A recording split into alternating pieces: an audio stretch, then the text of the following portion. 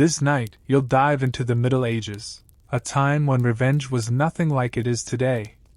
No lawyers, no police reports, no quiet settlements. Just the cold certainty that an insult, a betrayal, or a drop of spilled blood would be repaid, not in words, but in actions.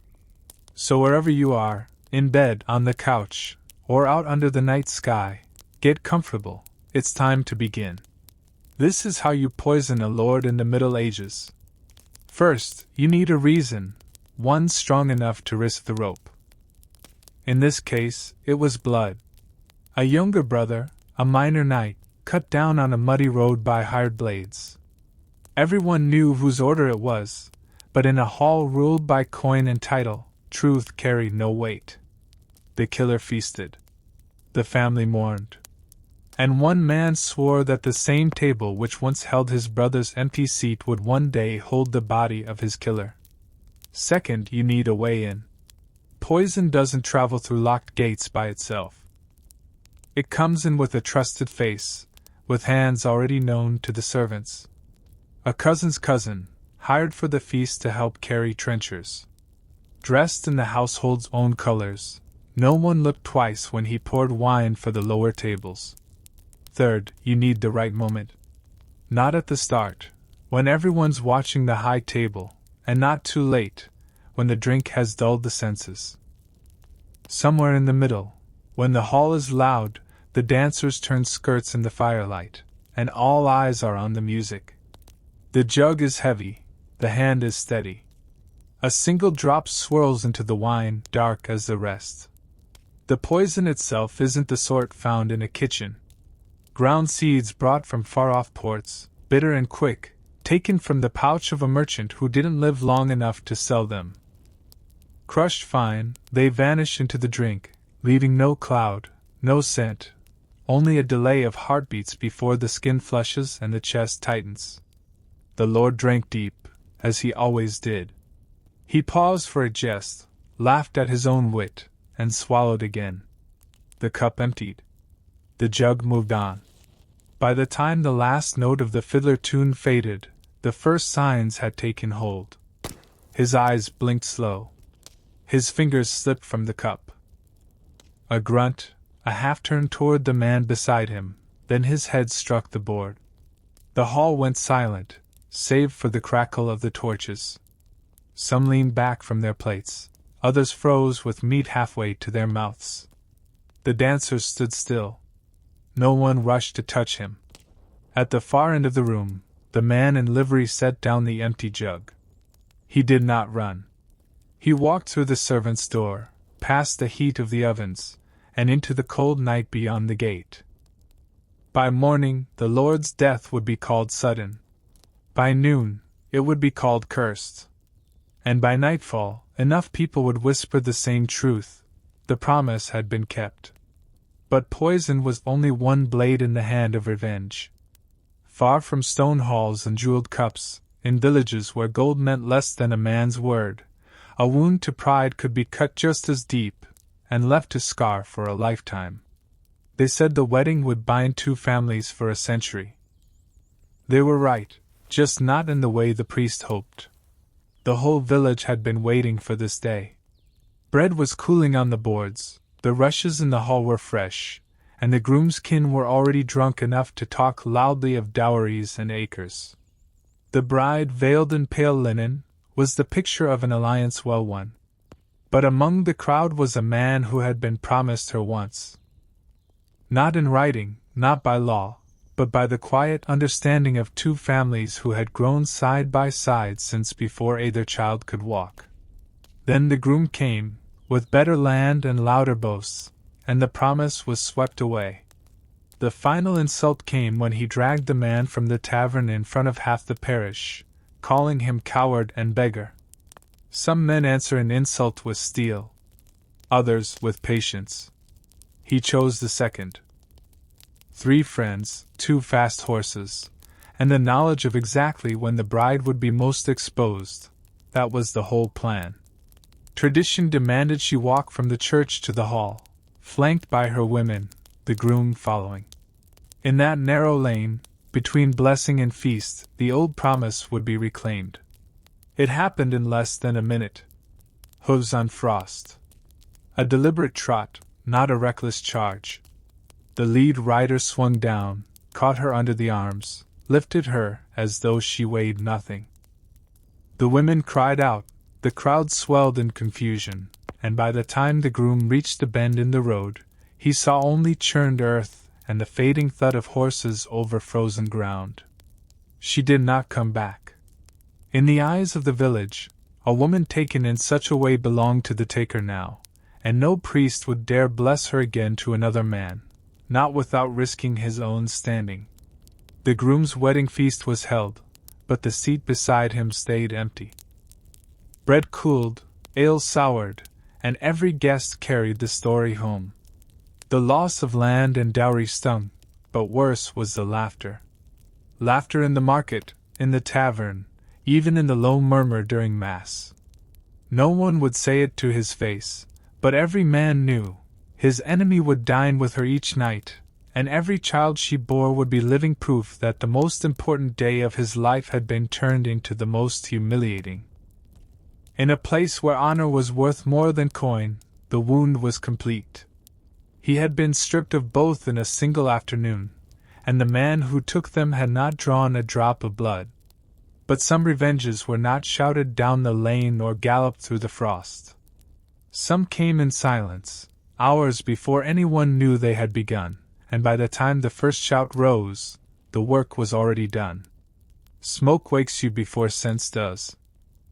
Not the thin, clean smoke of hearthwood, but something greasy that clings to the back of the tongue, oil, pitch, dye. The window latch is stiff with frost. When it lifts, the night presses and with a red pulse above the roofs toward the river. Shouts move uphill like a tide. Somewhere a beam gives a long animal groan and goes quiet. You know before you see it.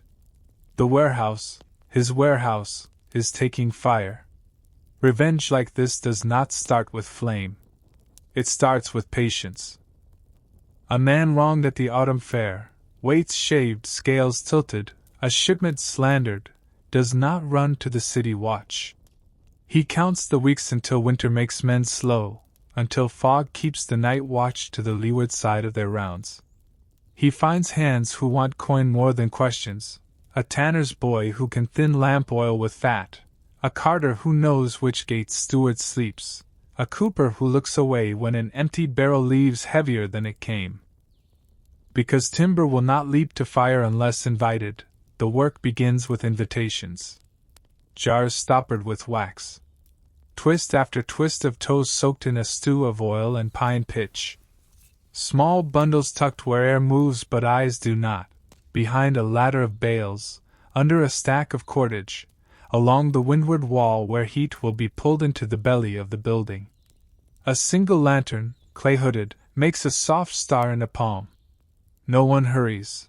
Haste makes noise. Doors are a kindness when you want a clean burn. The bar falls from inside. From outside you bow the hasp with the chisel's bite, and wedge a scrap of oak under the threshold so the plank sits closer to stone. Air will find its way through cracks. Men will not. If there's a gimlet for a small hole low to the ground, all the better. Fire eats like a living thing, and you teach it to breathe. The chosen hour is not midnight. It is closer to dawn, when bakers are stirring, when sailors cough in their blankets, when the city believes itself almost awake. Two shadows on the quay carry a coil of rope as if to moor a barge. One kneels by the piling, hands working at something only he sees.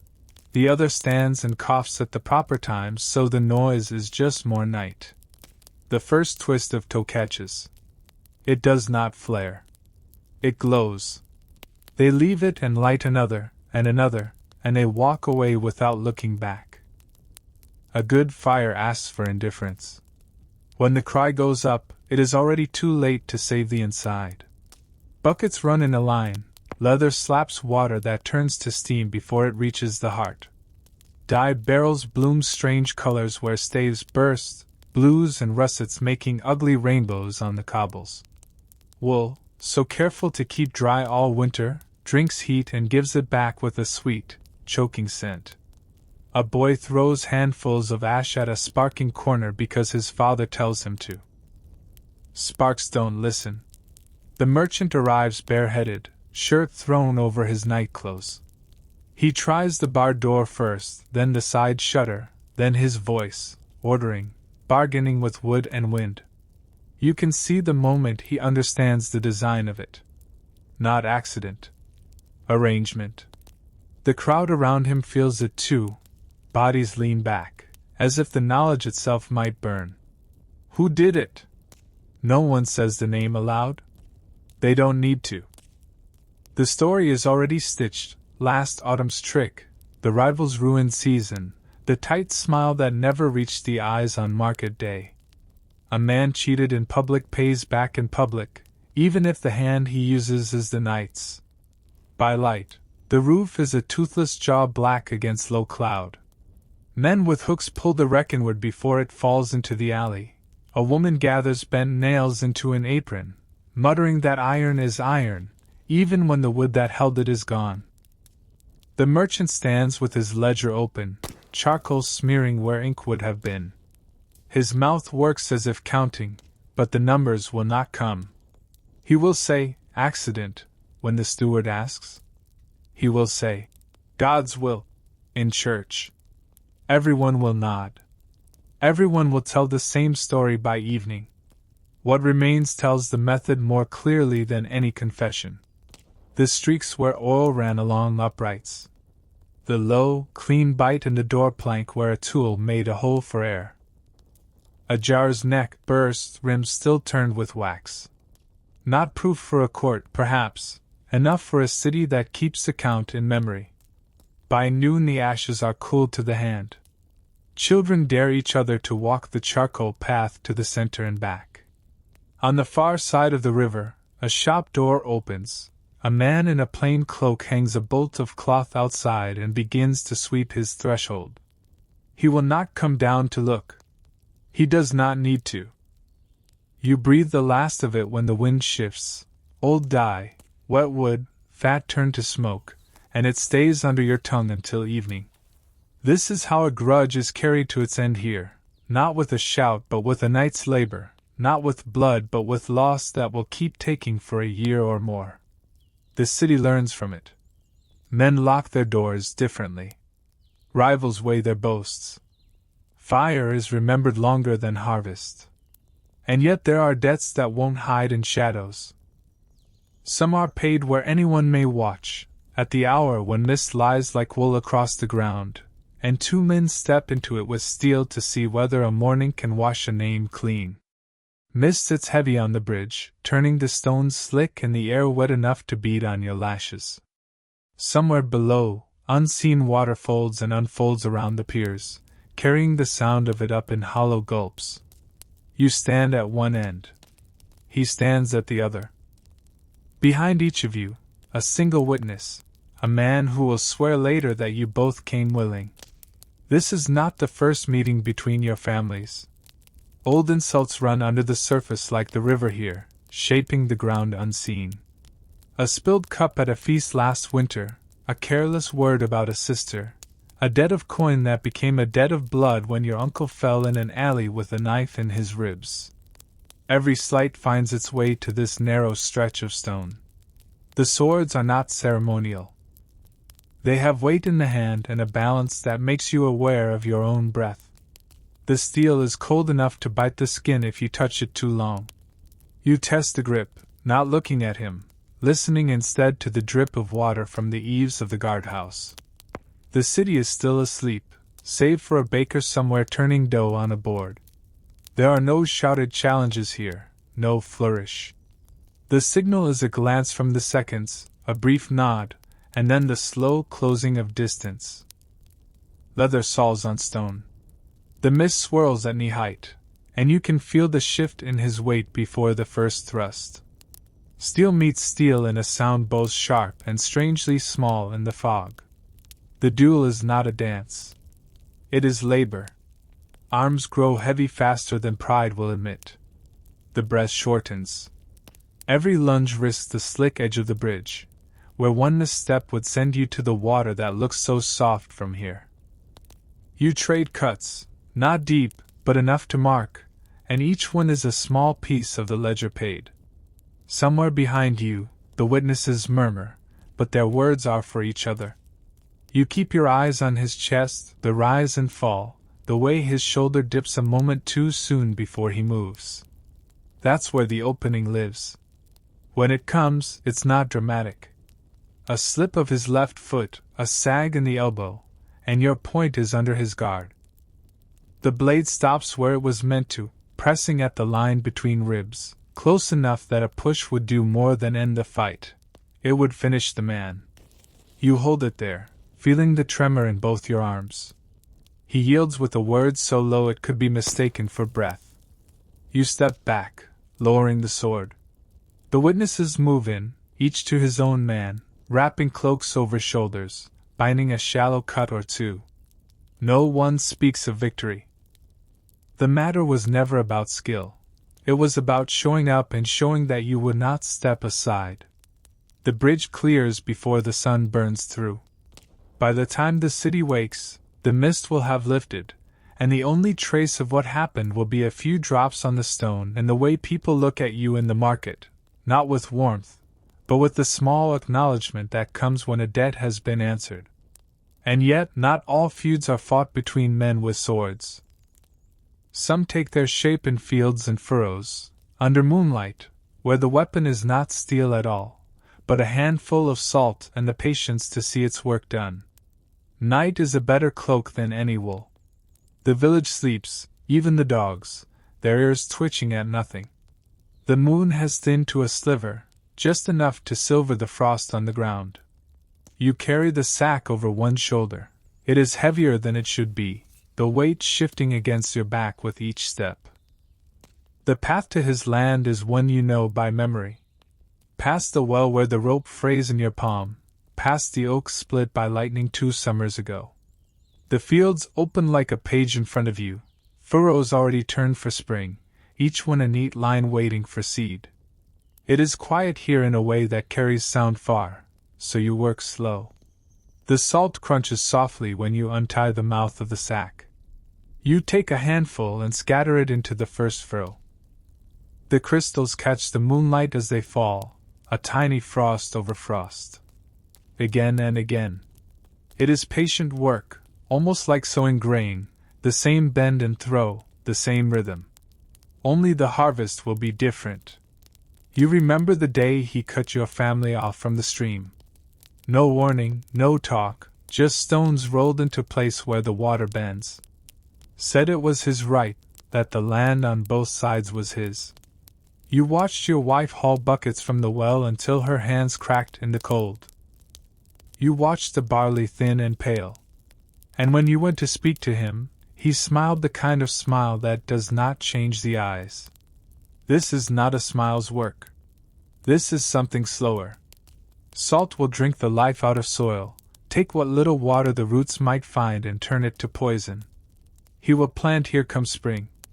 The shoots will rise, thin and brittle, and then brown before the second moon. He will blame weather, seed, perhaps even God before he comes to your name. But he will come to it. The sack grows lighter, the furrows whiter. Your breath shows in front of you, steady, as though you are walking through a cold mist. Somewhere in the hedgerow, an owl turns its head, watching, not judging. Animals have no stake in the quarrels of men. When the last handful leaves your palm, you tie the sack and sling it empty across your back. The fields behind you are unchanged to any eye but yours. In a month, the change will be plain to everyone. You walk home by the same path, stepping in your own footprints. The village is still asleep. In the morning, he will walk these rows, perhaps proud of how straight they lie, how ready they are for seed.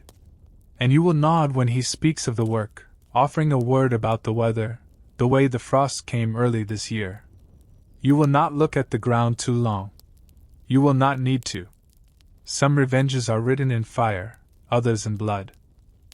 This one is written in the slow handwriting of the earth itself. And still, not every wound is answered in secret. Some are paid in the square, in the noise and laughter of the market, where everyone can see humiliation hung out for sale. The market wakes earlier than the church. Stalls bloom out of bare cobbles, canvas stretched between poles, crates tipped on their sides to hold cabbages, onions, clay jugs that still sweat from the kiln. Voices warm themselves on barter, calling numbers, swearing quality. Somewhere a rooster crows twice, though no one looks up from the weighing scales. She comes late enough for the crowd to be thick.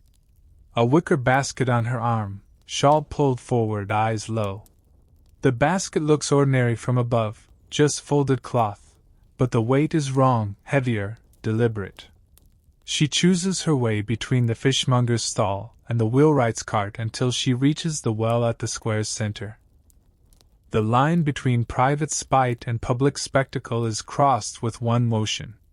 She pulls the cloth out of the basket and snaps it in the cold air. White linen, stiff from drying in frost, flutters like a flag. It could be anyone's, except for the marks, irregular blotches, brown and yellow, that no scrubbing has removed. She hangs it on the rope stretched between two posts, the same rope where others hang turnips, bunches of leeks, salted fish. A murmur moves through the crowd, curious at first, then shaped into something sharper as recognition spreads. That's her mother-in-law's handwork, those clumsy stitches on the hem. And those stains, well, the story of them doesn't need telling twice. Laughter comes in bursts, not kind, rolling out toward the edges of the square where boys kick at pebbles and look over their shoulders to see if they're allowed to join in. She works with care, adding more pieces from the basket. A shift with a tear hastily mended. A nightdress with a frayed collar. All of them imperfect, all of them unmistakably hers. The display grows, each garment a chapter in a book of small humiliations. The sharp word at last year's feast, the refusal to share oil when the lamp glass cracked, the name called in front of neighbors. None of it left bruises, but all of it left marks. The mother-in-law arrived sooner than she might on any market day. Perhaps someone ran to tell her. Perhaps she felt the heat of the gossip from her window. She stops at the edge of the square, mouth tight, hands folded into her sleeves. To step forward would be to admit ownership. To walk away would be to leave the story unchallenged. She does neither, just stands, collecting each laugh like a stone in the apron of her silence. By mid-morning, the linen has taken on the smell of the market, smoke from the brazier where chestnuts roast, fish brine, the sharp sweetness of apples. It sways in the wind that carries voices down side streets and into kitchens.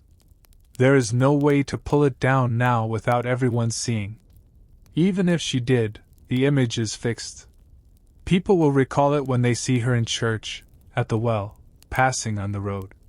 When the market folds at day's end, the rope is bare again. The square smells only of damp stone and the faint sourness where cabbages sat. But the tale has already traveled farther than any of the day's goods, traded for free, richer than coin to those who live on talk. Some reckonings are written in ash, some in salt. This one is written in the air between neighbors, where it hangs longer than any smoke. And not all who seek revenge wait for their prey to come to them. Some go out to meet it on the road, with bough or blade, in the turning shadows of the forest, where the trees remember every footstep. The road to the castle is a narrow brown scar through the heather, damp at the edges where last week's rain still seeps. Hoofprints mark where he passed an hour ago, deep, neat ovals in soft earth. A good horse, steady in gait, carrying a man who rides alone because he must be fast. The messenger is not from here. His cloak is too fine for these hills, his boots oiled and cut for comfort. At his side, under the fold of wool, lies the satchel. Leather worn to softness, strap polished dark from years of travel. Inside, parchment sealed in wax. A letter heavy not in weight but in consequence. orders from the Lord to hang a man before the week is out.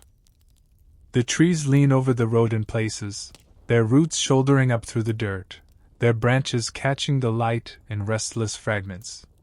It's a place where sound comes strange, birds loud one moment, gone the next. Here, a twig snaps and the echo slides away into the undergrowth. The men waiting know the shape of this road well. They chose the bend where the heather swallows sight in both directions, where a rider must slow to pass between two leaning oaks.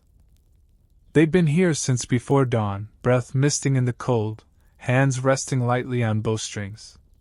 When he appears, they do not rush. An arrow flies first, silent until the last breath of its flight, catching him below the shoulder. He slumps forward, one hand clinging to the reins. The horse stamps, confused, before another arrow finds its mark and the man slides sideways, down into the ditch. The satchel lands half in water, the seal darkening where it touches the stream. They take nothing else. His cloak, boots, even the horse, they leave. To rob him would invite questions of greed. This is not greed. This is message. The letter is gone before the body cools, the wax seal cracked open to release its single sheet. The words inside are known only to the one who reads them now, an order that would have tightened the noose around a kinsman's neck.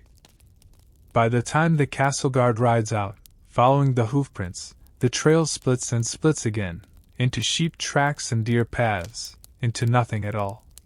They find the body where the ditch narrows, head turned toward the road as if still listening for the sound of hooves behind him. The hills will take the rest, mud over leather, frost over skin, until there is nothing left but the memory that the road here is not as safe as it looks. And the Lord will know, when the news reaches him without the letter, that the noose he prepared has been cut before it could be tied. But vengeance does not always hide in thickets or behind bowstrings. Sometimes it stands in full view of the church, where no one dares raise a hand, yet every eye can see the mark left for shame. The frost has not yet melted from the cobbles when the first parishioners arrive. Breath shows in the air, curling like incense before there is any incense. The bell has not rung, but habit draws them early, old men with stiff knees, women with scarves pulled tight against the wind, a boy sent ahead to keep a place on the bench for his mother. The church sits in the middle of the square, stone darkened at the base from centuries of rain. Its doors are iron-banded oak, worn smooth where 1,000 hands have pushed them open. This morning, something interrupts that smoothness. A figure is hanging there. Not a body, though at first glance, in the half-light, it might look like one. It is a crude doll, stitched from sackcloth, stuffed so that its shape suggests a man. Around its neck, a rope ties it to the ring of the door.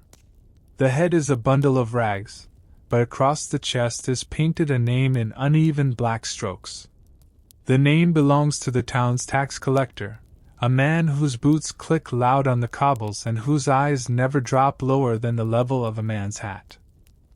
He arrives soon after, striding from the far end of the square, cloak snapping in the breeze. At first he doesn't see it, his gaze fixed on the doors, but the murmur of voices pulls his eyes up. He stops mid-step.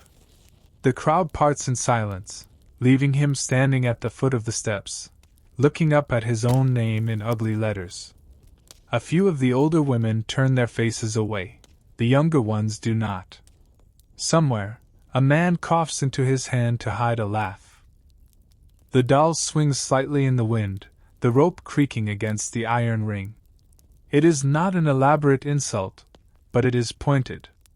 In the weeks since he levied the new tax, stories have spread, of widows made to sell a milk cow, of grain taken before winter's end. This effigy says all that without a word. He moves forward, one step at a time, his boots loud in the hush. Reaching the door, he lifts the doll down. For a moment he holds it, as though deciding whether to tear it apart here in front of them. Instead, he tucks it under his arm, pulls the door open, and vanishes into the cool shadow inside. The crowd follows at a measured distance, but the air between them is different now. Through the mass, he does not look up. Kneels when required, stands when required, lips moving to the prayers. Yet the thing under his arm is a weight he cannot ignore, no matter how light it is in truth. When the service ends, the doll is gone. Perhaps burned, perhaps buried. But its absence does not erase its presence. The image will remain, rope against wood, name in black, the stillness of the crowd watching him see himself. By evening, the square is noisy again. Children play tag around the well. A peddler's cart rattles over the stones. Yet when the door catches the wind and swings a little too far, those who saw it that morning glance up, half expecting to see the sackcloth figure again. And for those who made it, those who met in whispers, who stitched by candlelight and carried it under cloak through the dark, there is the satisfaction of knowing that the shame could not be taxed away, or silenced by decree. Not every act of revenge fades when the sun sets.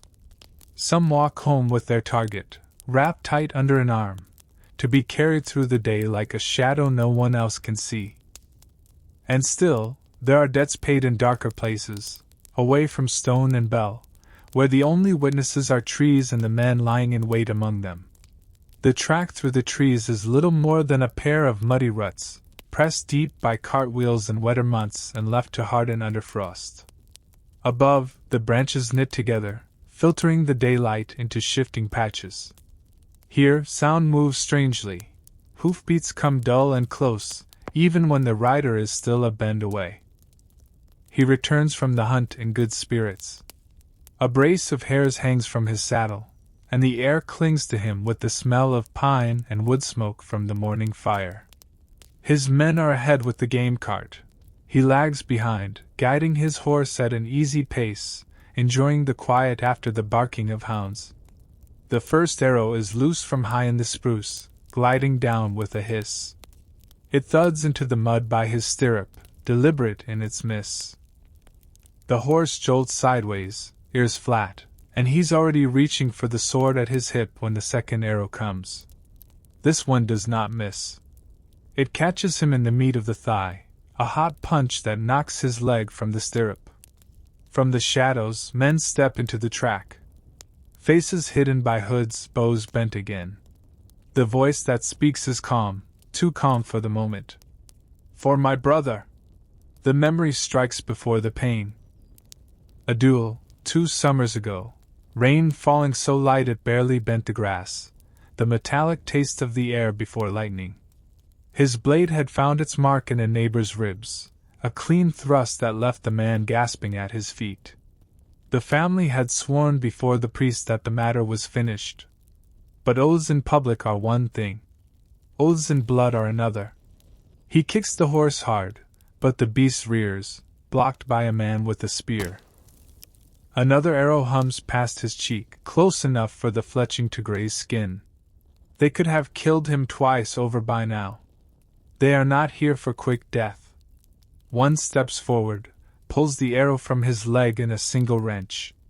He shouts in pain, the sound carrying into the trees, but no one comes.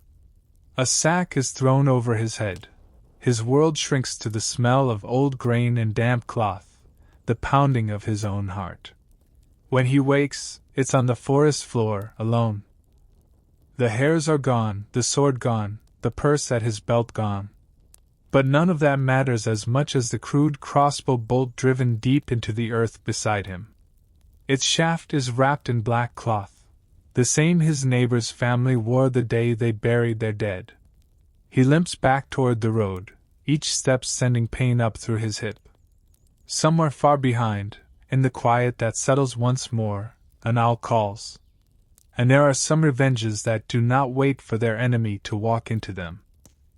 Some are poured into the water itself, so that each mouthful carries the grudge straight into the body. The square is quiet at first light, the only movement a cat weaving between the legs of the well's wooden frame. Frost rims the stones, and the rope hangs stiff, frozen where last night's damp air settled. A bucket creaks as it's hauled up, water sloshing inside, black in the early light. The first to taste it is a child, dipping a cup before running off to the baker's door. She spits it out almost at once, face twisted. Her mother frowns, takes the cup, sips, and the same grimace follows. The water is not foul exactly, but wrong. Bitter, metallic, as though it has been standing in a barrel lined with nails. By mid-morning, the talk has spread across the village. At the hearths, in the lanes, behind shuttered windows, tongues are working as fast as the buckets. And the same name comes up more than once, the widow in the last cottage before the wood. She has reason enough, the landowner's order last month banning her from gathering fallen branches in his forest, cutting her off from her only source of fuel.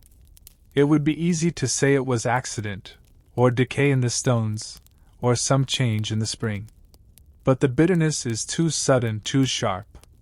And there is the memory of her at the edge of the square last night, standing still as others passed, a bundle in her arms she would not put down.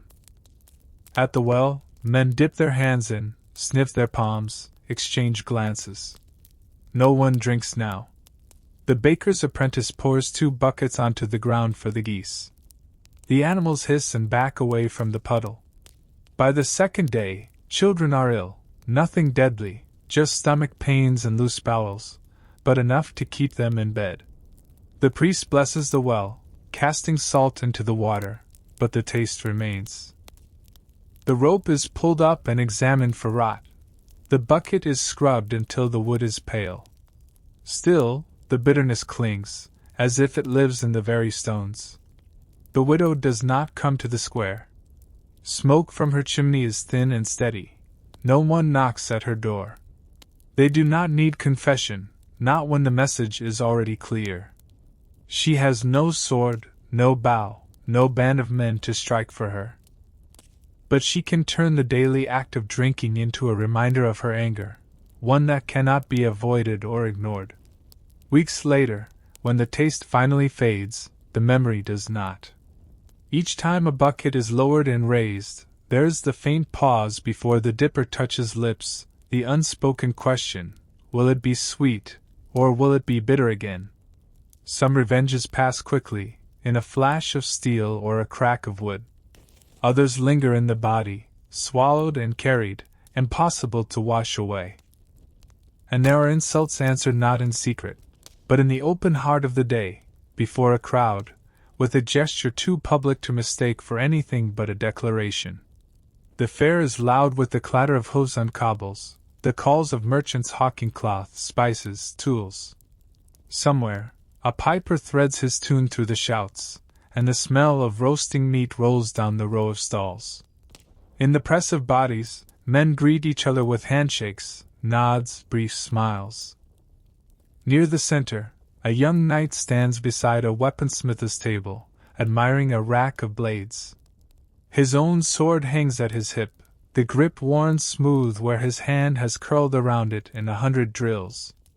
It is more than a weapon, it is the mark of his station, the proof of his right to stand in the lists, to ride in the Lord's service. Through the crowd, a figure moves with purpose. Older, broad-shouldered, his cloak thrown back. The line of his jaw is tight, his eyes fixed on the night. He does not pause to look at the goods, does not answer the calls from the stalls. When they stand face to face, the noise of the fair seems to thin, the nearby talk slowing, softening. Without a word, the older man reaches for the knight's sword. The younger's hand goes to the hilt, but the grip is caught, firm, unshakable. In one motion, the older man draws it free, holds it up for all to see. Then, with a sudden, violent grace, he places the blade across his knee and pushes down. The metal does not scream, it groans, then snaps with a dull, final sound. Gasps ripple through the onlookers.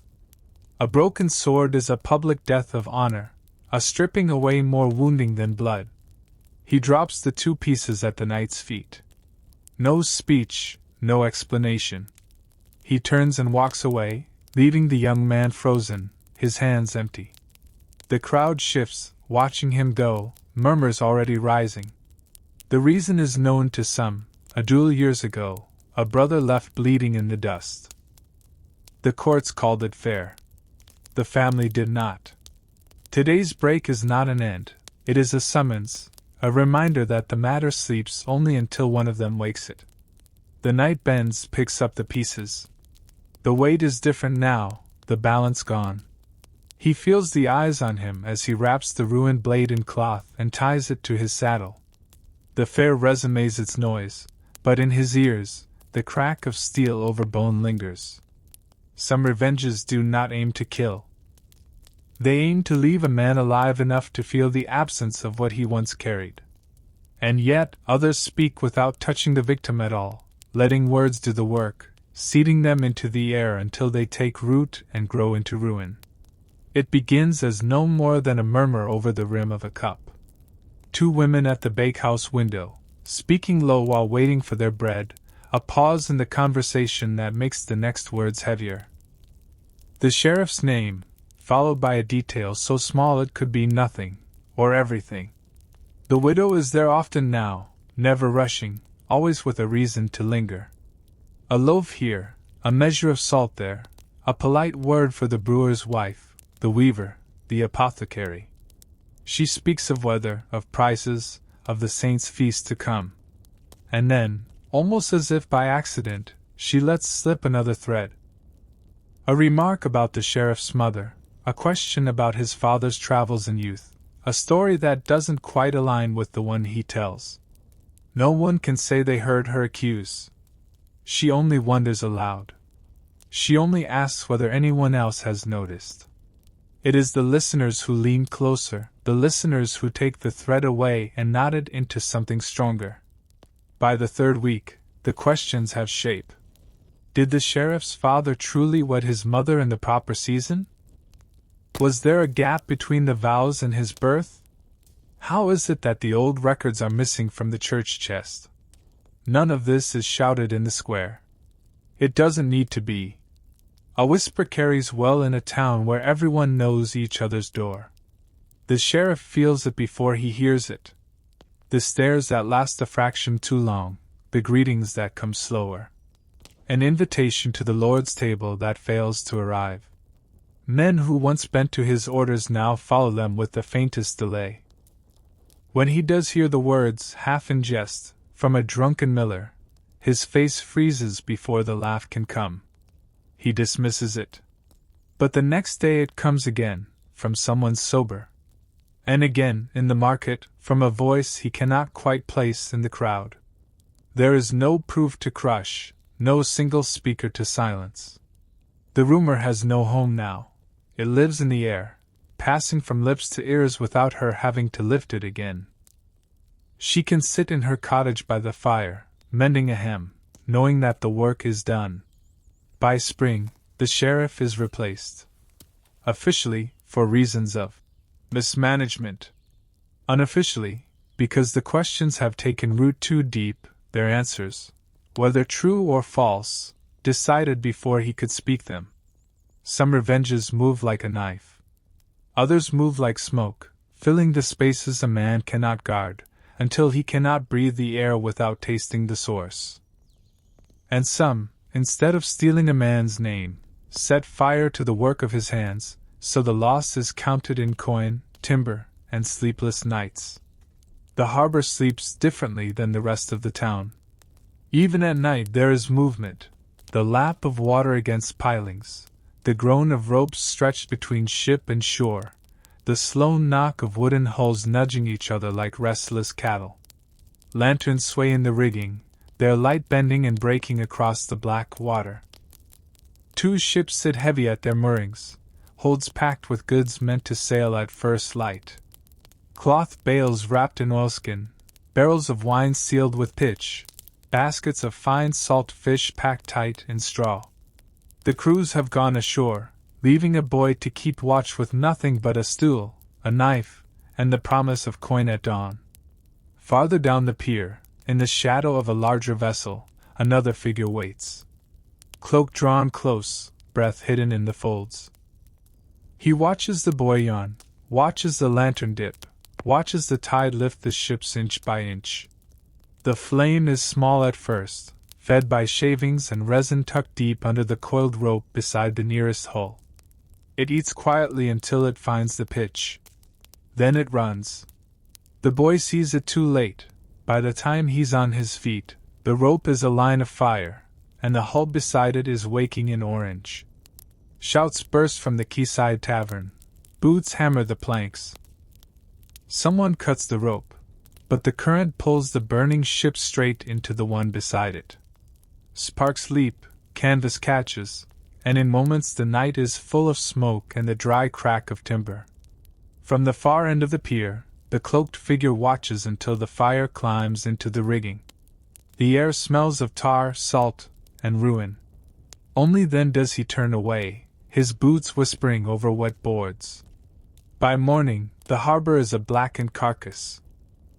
Charred beams jut from the water, gulls circle above the wreckage, and the surviving crews pick through what the fire left, little more than warped nails and the stink of boiled pitch. The merchants will talk of bad luck, of carelessness, of the need for stricter watches. But among those who deal in more private matters, the cause is known. One man's profit cut short so another could make port first, his cargo unharmed, his purse full. Some revenges blaze hot and vanish in hours, leaving only ashes and memory. Others linger in a quieter form, a space left open at a table where everyone can see it, a reminder as plain as blood on linen. The hall is full, the kind of full that makes air thick with the smells of meat, spilt wine, and pressed bodies. Voices overlap, laughter boasts, the scrape of trenchers pushed aside for the next course. Servants weave between benches, balancing jugs and platters, their sleeves brushed by the sleeves of those too deep in talk to notice them pass. At the head table, the groom sits straight-backed, smiling the smile of a man whose day has gone exactly as planned. Beside him, the bride glows under the crown of flowers, her hand resting lightly on his arm. The long boards stretch out in both directions, crowded with family, allies, and neighbors, everyone who matters, and some who don't, but were invited anyway. And then there is the chair.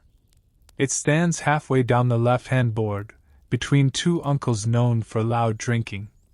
No one sits in it. The space has been kept clear, the bench polished, the place setting neat, plate, cup, knife, all untouched. On the seat lies a shirt. White once, now stiff in places where the blood has dried. At first, the guests glance at it and look away, assuming someone will move it, take it away to the laundry.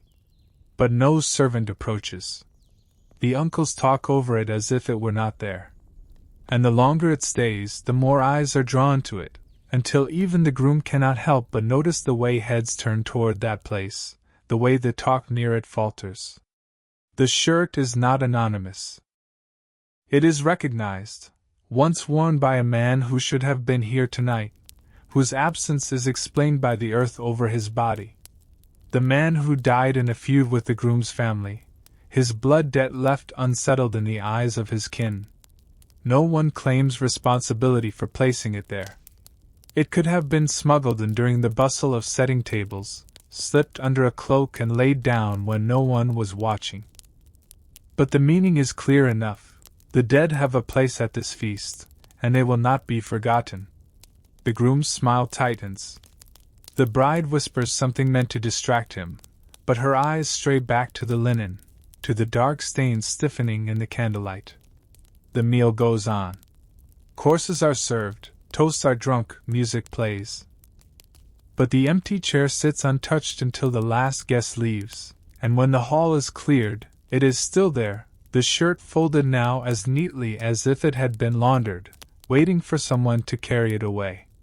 Some revenges shout from rooftops.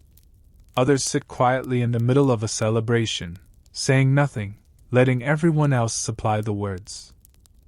And then there are those that wound by striking at a man's pride, not with blood, but with the theft of something he treasures for skill and honor. The hunt begins in the gray light before the sun lifts over the trees.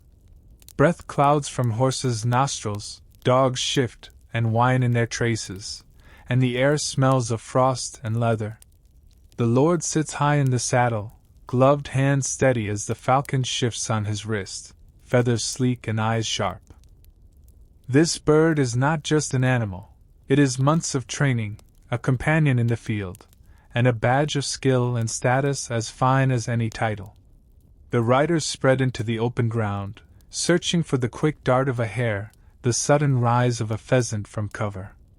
The falcon waits, tensed, every movement in the grass pulling at its gaze. When the moment comes, it is quick. A hare bolts. The Lord raises his arm, the leash tight between glove and bird. The falcon leans into the wind, ready to strike. And then, slack. The cut is clean, straight through the braided cord. For an instant, the Lord thinks it has slipped, that his grip failed. But the end of the leash is frayed, not broken by strain. Someone's knife has been here before the hunt began. The falcon launches, climbing into the pale sky. Its wings beat strong, carrying it far past the fleeing hare, past the riders, over the line of trees and out of sight. The Lord calls, a sharp whistle between his teeth, but the wind takes the sound and scatters it. Around him, the hunt slows. Dogs are reined in, men look away, busying themselves with adjusting girths or checking the ground for tracks. No one meets his eye. They all know what this is. A falcon is worth more than coin. It is months of patience, the shaping of instinct into partnership. To lose one is not just to lose a tool, it is to be shown unfit to hold it. The insult is precise, deliberate, and public in its own way. By the time the riders return to the manor, the bird is gone. It may find a wild mate, or it may starve. Either way, it will not come back to his glove. Some revenges take what can be replaced. Others take what cannot, leaving a man to carry the emptiness like a missing limb. And still others strike not in the fields or the woods, but in the dark streets of a sleeping town, sending their message with a single thrown stone and a shiver of broken light.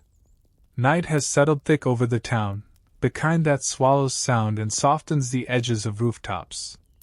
The streets are narrow here, winding between timbered houses that lean toward each other, as if sharing secrets. A few lanterns burn behind shutters, their light leaking through cracks to strike the cobbles. The councilor's house sits just off the square, larger than most, its front door framed by carved stone and flanked by tall windows. The pride of the building is the stained glass set into the upper floor, a circle of colored panes that catch the sun in the mornings and spill red and gold across the street. In daylight, passers-by stop to admire it. At night, it glows faintly from within, a jewel in the dark. The figure in the alley has been waiting for that glow. Cloak drawn close, hood low, they weigh the stone in their hand, smooth, heavy, just right. Around it, a scrap of parchment is tied with twine, the ink still fresh enough to smudge. One step into the street. The arm swings once, twice, and the stone flies. The glass doesn't shatter so much as explode, colors bursting outward in a spray of tiny knives. The sound is sharp enough to wake dogs. A voice inside calls out, startled. The thrower is already gone, feet quick on the cobbles, vanishing into the dark passages that knot behind the square. Inside the house, the councilor stands barefoot in the shards, the parchment in his hand. The words are few, but they bite, a reminder of an unpaid debt, of a decision that cut deeper than coin, of someone still waiting for their due. By morning the story will have spread. Not just that the window is ruined, but that the councilor, so proud of his fine house, has been marked. The new glass will take weeks to commission, and even longer for the whispers to fade. Some revenges leave a mark you can cover with plaster or paint.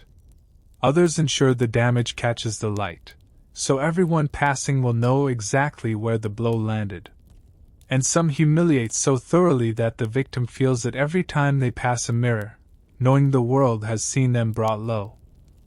The tavern is thick with the smell of ale and smoke, the air clouded enough that the rafters are only shapes above the lamplight. Voices rise and fall in waves, laughter, the thump of mugs on wood, the scrape of stools across the floor. At a table near the hearth sits the merchant, rings flashing on his fingers, his beard full and dark, combed to a neat point. It is the beard of a man whose deals have gone well, whose purse hangs heavy at his belt, whose name carries weight in the market. A group of men enter, locals, their boots dusty from the road, their eyes bright with drink before they've even called for a pitcher. They greet others with backslaps, loud jokes. Slowly, they drift toward the merchant's table, circling like dogs finding the right angle.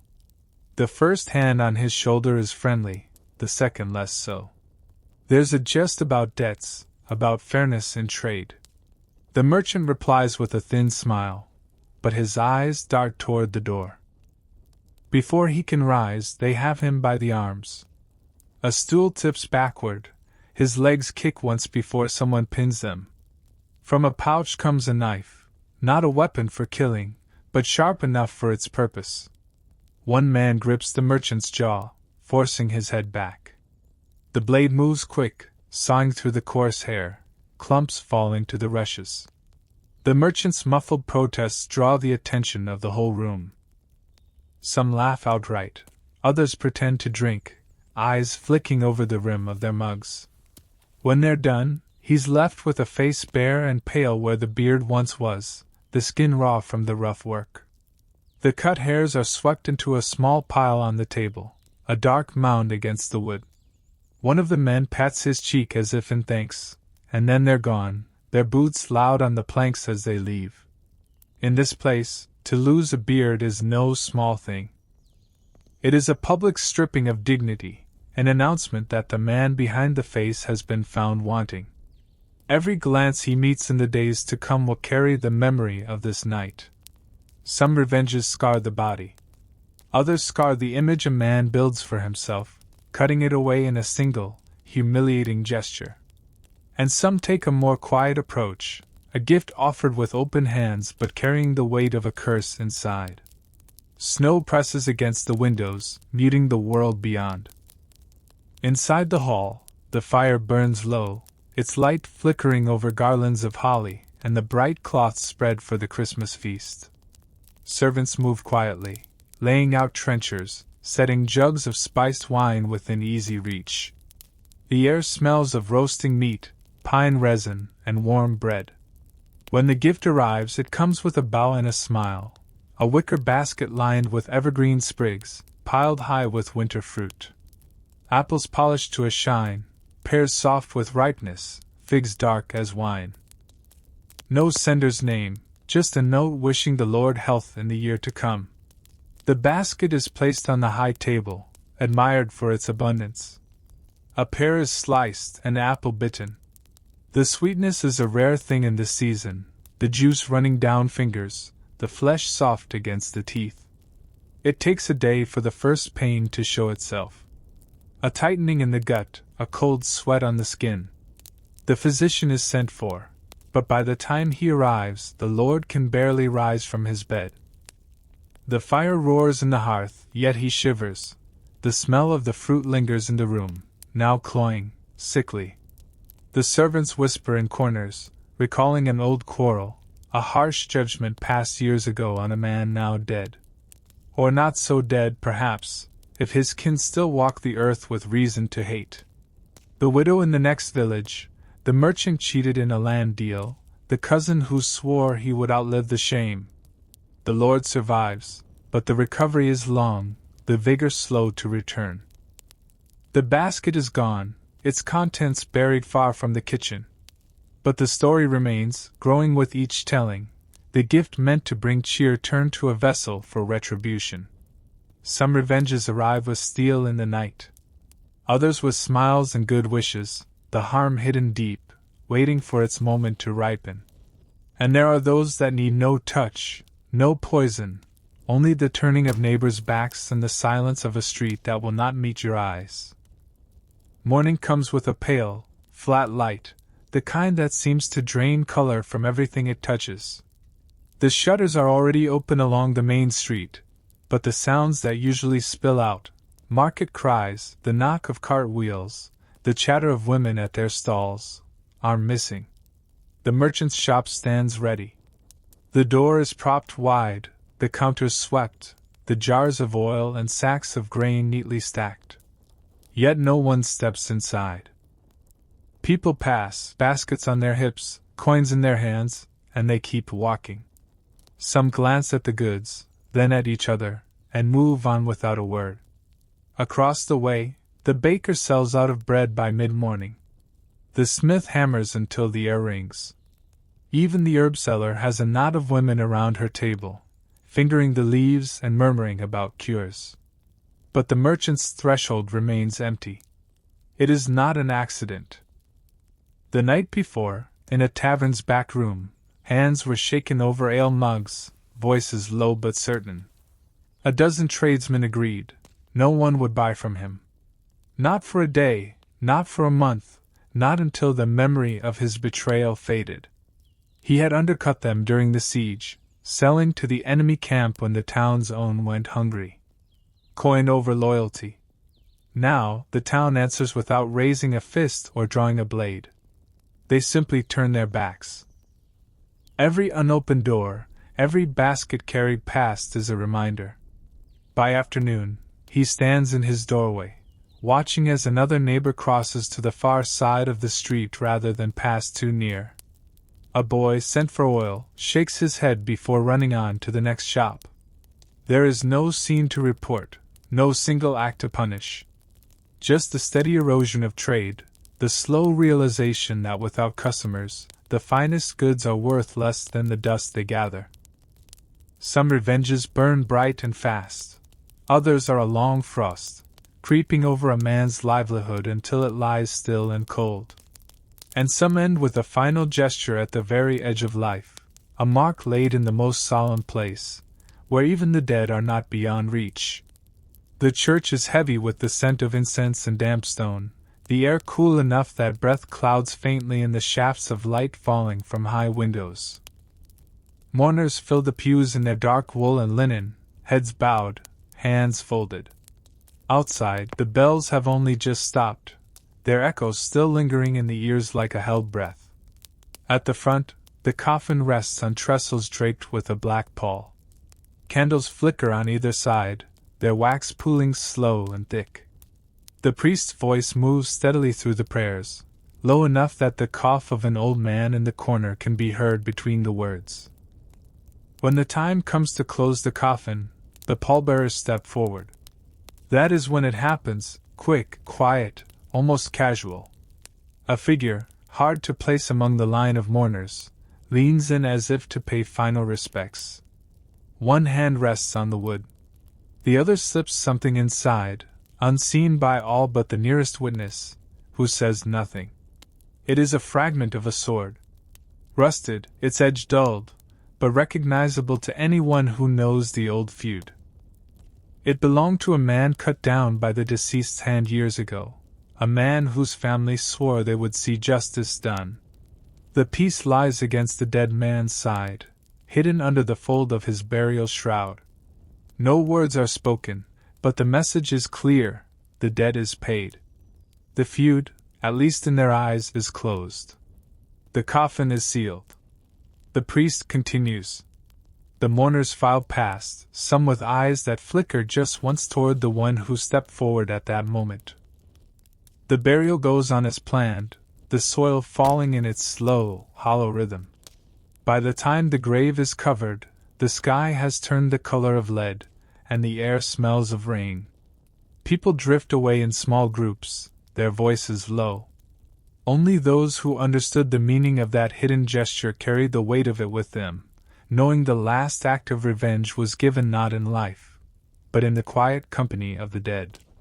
Some revenges need no audience, no applause. They only need to reach the one for whom they were meant, even if that soul has already slipped beyond the reach of breath.